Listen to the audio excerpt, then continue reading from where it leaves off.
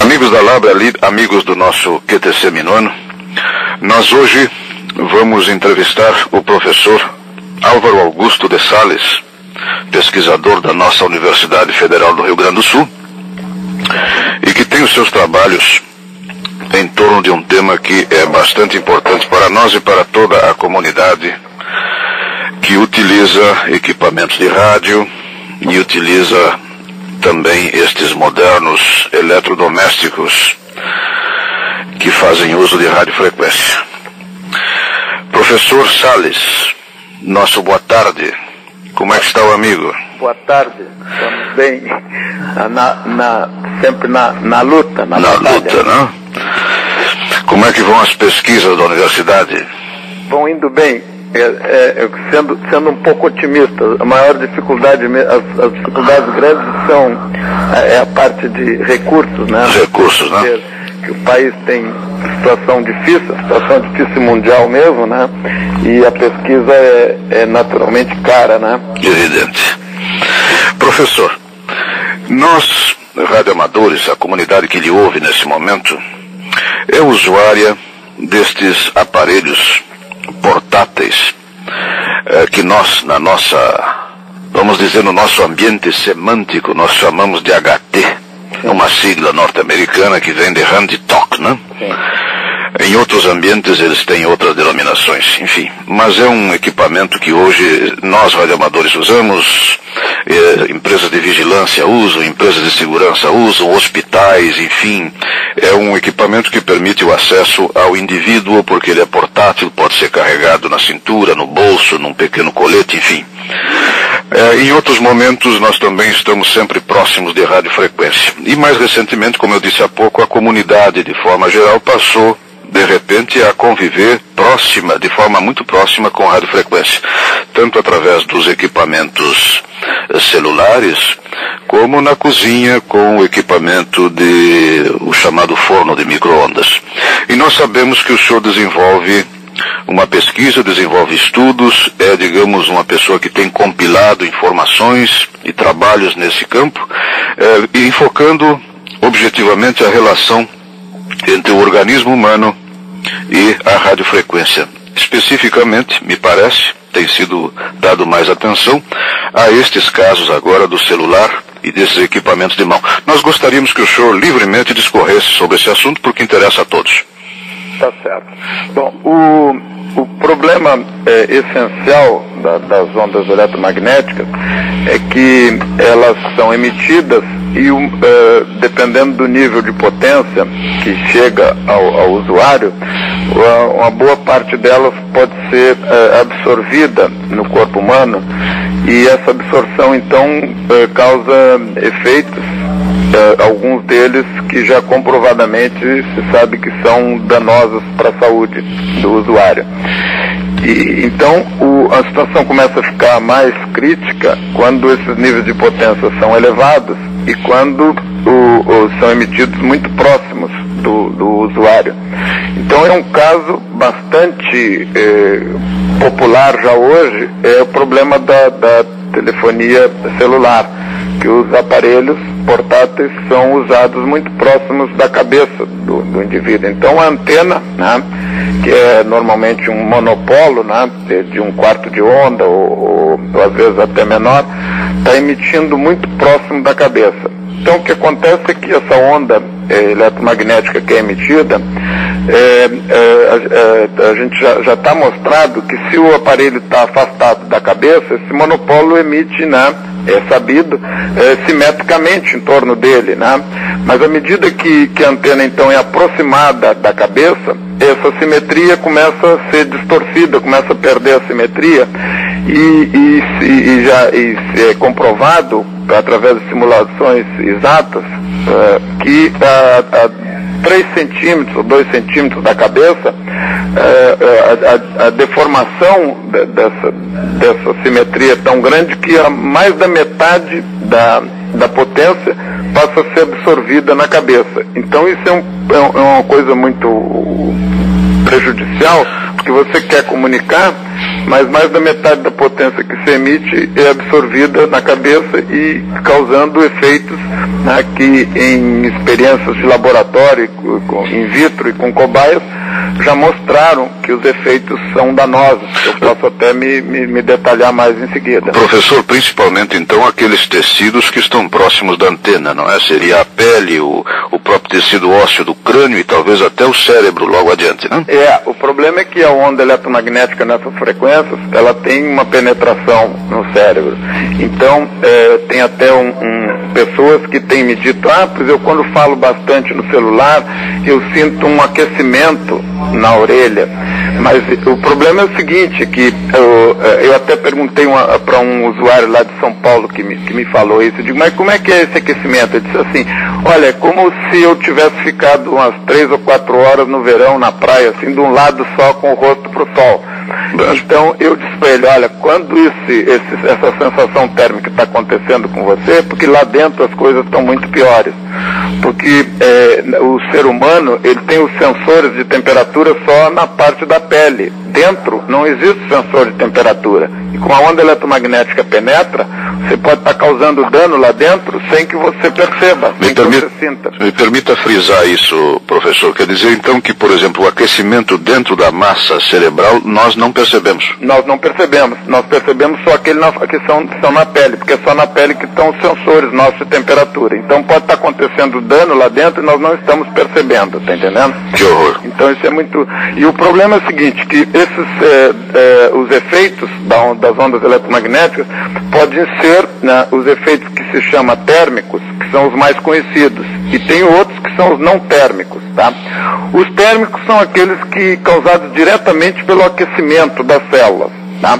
Se nota um aquecimento da célula pela absorção da energia eletromagnética. E esses são mais conhecidos. Um exemplo típico desse é o aquecimento dos alimentos no forno de micro-ondas, né?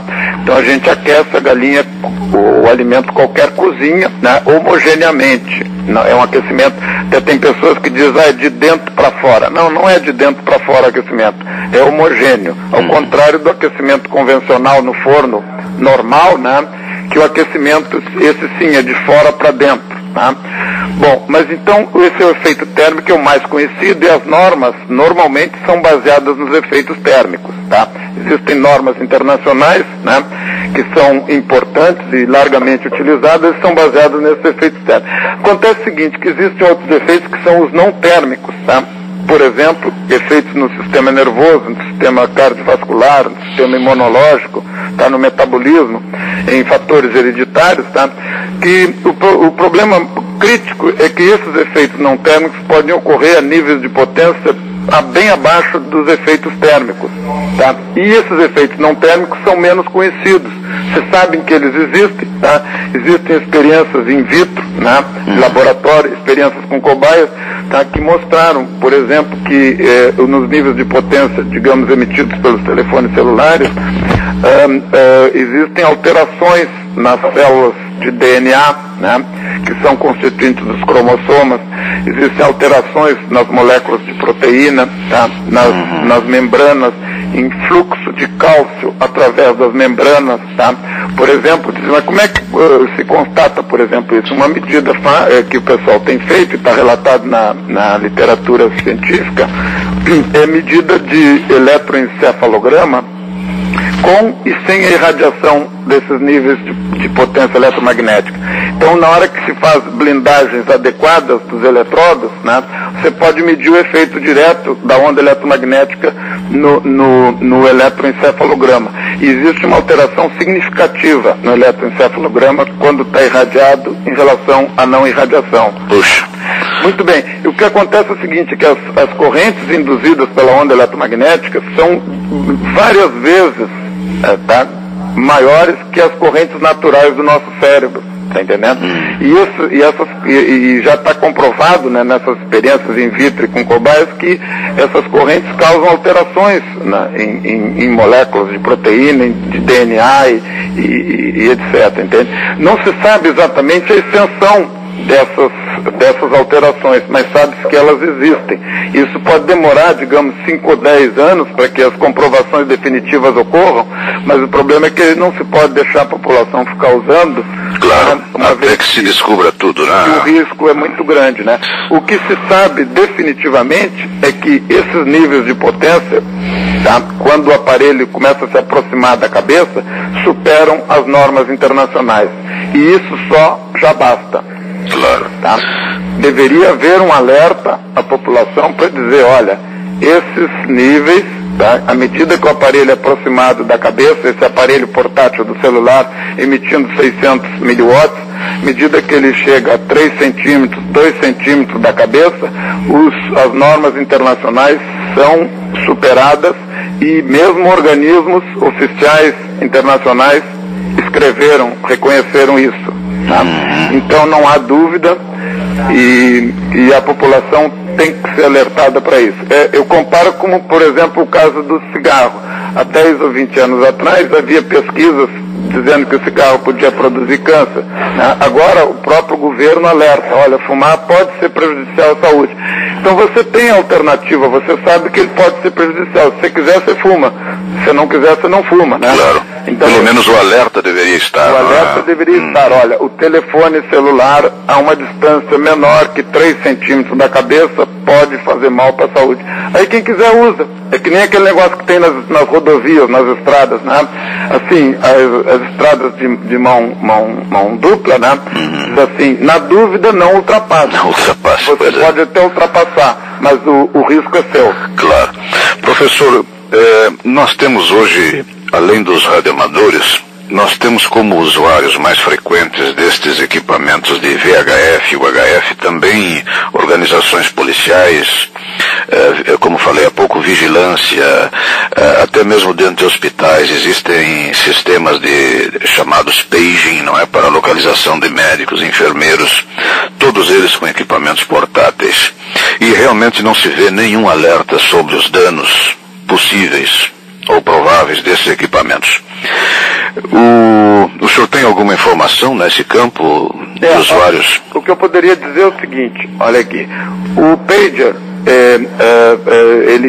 quem está usando o pager e recebe a informação, o nível de potência que chega é muito baixo. Bom, então não, se o aparelho não emite potência, aí não tem problema. Não, é evidente, o paging, digamos, passivo, aquele que a pessoa só... Aquele que só recebe não tem problema. Mas dentro de algumas organizações existem, digamos, um sistema de paging bilateral, onde a pessoa é chamada e pode responder, consequentemente emite, não é? Então o problema, eu diria que passa a ser análogo ao do celular. Análogo, no caso do hand talk, do walk talk, etc. O problema é nível de potência, da proximidade do corpo humano, proximidade que a antena está do corpo humano, e também tempo de duração da conversação. Claro. Porque, por exemplo, parece que o pessoal da brigada militar usa aparelho de comunicação, assim, tipo hand talk, e os níveis de potência são acima até dos 600 miliwatts do celular. Então, se estiver próximo da cabeça, ou do olho, ou qualquer coisa, pode causar problema. O do celular, sendo 600 miliwatts, o limite é 3 centímetros. Se, por exemplo, você tiver um aparelho emitindo, em vez de 600 miliwatts, 3 watts, então a distância mínima é muito maior, sei lá, 10 ou 15 centímetros. E o problema do tempo é muito grave também, porque eu vou lhe dar um exemplo. Tem um médico que é presidente da Sociedade Australiana e Neozelandesa de Biologia Molecular. Então ele tem estudado esse problema dos efeitos das ondas eletromagnéticas há alguns anos, e ele diz, olha, eu próprio uso o telefone celular, mas eu uso rapidamente. Se a conversação tem que durar mais que 1 minuto, eu troco de lado. Claro. Tá entendendo? Claro. Mas o problema dessas outras emissões é muito dependente, é claro, do nível de potência, da distância e do tempo de conversação. Esses são os 3 parâmetros básicos. Professor Salles, nós podemos chegar à conclusão de que em breve nós vamos certamente acabar matando um dos nossos políticos, né? Porque seguidamente a gente vê no Jornal Nacional ou em qualquer outro jornal que o sujeito vai dar uma entrevista à autoridade e ali os repórteres encostam em torno da cabeça dele meia dúzia de celulares, não é? Todos eles transmitindo. evidentemente colocam aquele cidadão, aquele indivíduo, certamente em alto risco, né? Perfeito, não há dúvida. O problema da antena próxima à cabeça, com essa emissão de 600 miliwatts aí, está comprovado. As normas internacionais, os organismos internacionais já reconheceram. Só falta o nosso governo tomar alguma atitude em relação a isso. Seria interessante realmente que a consciência, num primeiro momento, atingisse um nível semelhante a esse do cigarro, né? Use, mas conheça os riscos, né? Claro, sem dúvida. Devia haver um alerta, porque tem muita gente que não sabe, tem gente que nem se dá conta, porque pensa que, por exemplo, a coisa normal que se usava antigamente era esse rádio portátil, que Exato. a gente ia pro campo de futebol, né? O rádio fica encostado na orelha e a antena fica encostada, mas aí não tem problema nenhum, porque você está só recebendo e o nível de potência é muito baixo. Mas com o telefone portátil celular você não pode fazer isso. Então, por que os fabricantes internacionais já reconheceram também que essa antena do telefone celular é mal dimensionada, não é própria para isso, porque ela, além de você absorver a maior parte da potência no seu cérebro, quando ele está a menos que 2 centímetros de distância, além disso, o sistema de comunicação torna-se muito ineficiente, porque você está gastando mais da metade da potência para função que não é comunicação. Então, por isso que a bateria dura pouco. Então, o que está absolutamente errado é essa antena. Eles já estão mudando o projeto da antena do celular. Mas só vai estar no mercado daqui a um ano. E nesse um ano, eles têm que faturar. Claro. Eles têm que vender essa que está aí. Então, daqui a um ano, o que vai acontecer? Eles vão vender a nova antena e vão dizer o seguinte: olha, essa antena aqui não prejudica a saúde. Então, você tem que comprar agora com essa antena. E o que o cara vai fazer com a antena anterior? Sim. Está entendendo? Não, e com a reflexão que ele porventura faça de que esteve usando aquilo durante 2 anos, ou que sabe mais tempo, né? Então, o problema é o seguinte: já se sabe, tanto os fabricantes sabem como os organismos internacionais, que essa antena que está aí está errada. O problema só é tempo para ter as novas antenas no mercado, que já estão sendo desenvolvidas. Tá entendendo? Então, o que acontece é o seguinte: lamentavelmente, tá, as pessoas que conhecem o assunto já sabem que está errado, mas o povo que está usando não sabe ainda. Tá? Além do mais, professor, uma observação que me vem é que também o celular, ele se tornou um emblema de status, não é? A pessoa não quer fazer o sacrifício de não usar, não é? É melhor usar, né? É lamentável isso. É lamentável, porque tem muita gente que usa dentro de automóveis, usa dentro de construções, residências, escritórios, e aí é muito pior. Porque usam na missa, não é? O problema é o seguinte, que dentro de construções, dentro de automóveis, esse telefone celular, ele tem um microprocessador dentro. E esse microprocessador, ele se ajusta à necessidade de potência emitida para se comunicar com a antena mais próxima. Então, se você está dentro de uma construção ou dentro do automóvel, tem mais dificuldade. Perfeito. Aí ele vai realmente saturar aquele ambiente para conseguir. O que acontece? Esse microprocessador ajusta o nível de potência emitido aos níveis mais elevados, que é onde a situação é mais crítica. Evidente. Que interessante isso. Quer dizer, o camarada dentro do carro está excitando a inteligência do sistema, faz com que aumente o nível de potência para sair daquela pseudo-blindagem, né? Exatamente. Exatamente. E dentro de casa e dentro de escritório também. Então, o telefone celular não foi feito para falar dentro de casa. Em países mais desenvolvidos, tá, a maioria dos usuários de telefones celulares em automóveis usa antena externa. Então, aquele que se chama o Viva Voz. Para ficar longe dele, né? Ficar longe dele. Aí, então, o problema é minimizado. Tá? E quando a pessoa está num país mais desenvolvido também, em escritório, em residência, normalmente ele tem disponível o telefone convencional. 1, 2, 3 linhas. Aqui no Brasil, a gente está usando muito o celular por falta do convencional. Uma vez que existe uma demanda reprimida muito grande. Tá? Professor, eu gostaria, ainda contando com a sua bondade, de examinar rapidamente o caso do forno de micro-ondas. Sim. O caso do forno de micro-ondas é o seguinte, ele emite uma potência muito maior, da ordem de 800 watts normalmente, mas o problema é que ele tem uma blindagem, todo o corpo dele, até naquele vidro da porta tem uma tela, né? E ela é eficaz, professor? Essa blindagem, normalmente, a partir de 30 centímetros de distância, os campos irradiados já são suficientemente baixos. Existe uma atenuação muito grande ali, da 30 centímetros de distância, da ordem de 25 a 30 dB de atenuação. Então, o que acontece? Acontece que o que você não pode no forno de micro-ondas é o que acontecia, por exemplo, na minha casa. As crianças queriam olhar o prato girar. Então, ficavam encostando o nariz naquela tela. Aí não pode, porque o nível de campo ali ainda é muito intenso. Então, um problema que poderia acontecer diretamente e mais usual é o problema da catarata, tá entendendo? Porque essas regiões do olho são pouco irrigadas com vasos capilares, né? Então, existe um sobreaquecimento, porque o vaso capilar é que causa a refrigeração do tecido, né? Então, o tecido não consegue ser refrigerado numa taxa adequada, então existe um sobreaquecimento e a danificação na opacidade das lentes. Então a catarata é uma coisa muito comum, e até em usuário de telefone celular também. Se a antena estiver muito próxima do olho, você pode ter uma probabilidade alta de ter a catarata.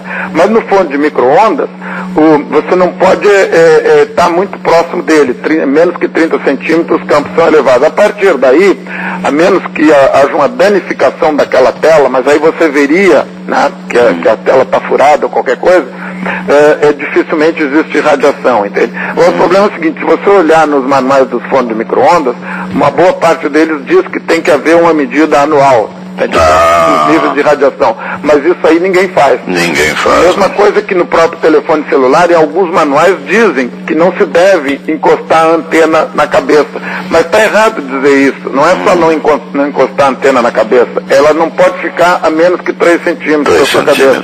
Assim como, por exemplo, o celular, quando você voa, né, perto o pessoal diz no avião assim, não fale no celular, mas não é isso que tem que dizer. Tem que dizer que tem que desligar tudo que é aparelho, né? Porque o celular, às vezes, mesmo você não estando falando, ele ainda emite potência. Né? Mesma coisa que, por exemplo, os camaradas que têm marca-passo, não é só não falar com o celular próximo do marca-passo. Você não pode pegar o celular e botar no bolso do casaco. Se ele ficar próximo do marca-passo, ele pode alterar o comando que o marca-passo manda de batimento cardíaco. Mesmo quando você não está falando, ele está emitindo, entendeu? Sim. Tá certo? Ele pode ser excitado pela chamada célula para emitir alguma informação sobre isso? Constantemente está sendo inquirido pela célula para mandar, tá entendendo? Muito bem. Professor, resumindo então, esses efeitos danosos se dão principalmente em função da proximidade, não é? Da proximidade do usuário às antenas. Porque essas antenas de rádio, né, AM, FM, emitem muito mais potência, mas a gente está distante. Está distante. Então a distância torna o campo muito baixo, né? E o que não pode, por exemplo, é as pessoas se aproximarem dessas antenas, seja delas quais forem, né? Por uma proximidade muito grande, alguns metros, assim, dependendo da potência, tá entendendo? Claro, claro. Perfeito. Professor, nós agradecemos muitíssimo os seus esclarecimentos. Isso foi da maior importância. Temos a certeza de que vai repercutir na nossa comunidade e certamente nós ficaremos mais atentos a partir de agora aos trabalhos que o senhor desenvolve e que são importantíssimos, porque nós somos um povo, digamos assim, que tem uma tendência a se atirar nessas novidades tecnológicas sem muitos questionamentos, não é? O problema é exatamente esse. A telefonia celular, por exemplo, cresceu muito rapidamente e as pesquisas nas áreas médicas são naturalmente lentas.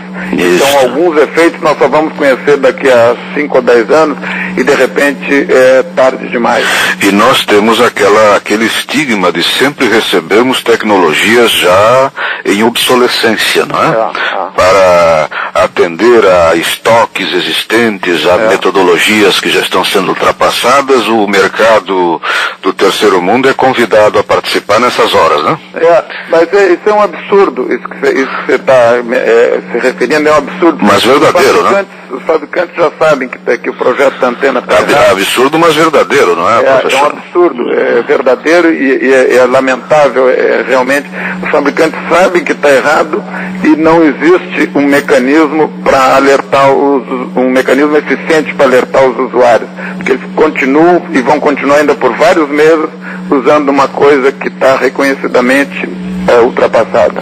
Professor, os agradecimentos da comunidade radioamadorística do Rio Grande do Sul e mais adiante, certamente, contando com a bondade do senhor, nós voltaremos a conversar. Estamos às ordens. Isso aí, por enquanto, é a ponta do iceberg. Imagino que sim. Um abraço e muito obrigado, professor. Muito obrigado, passe bem.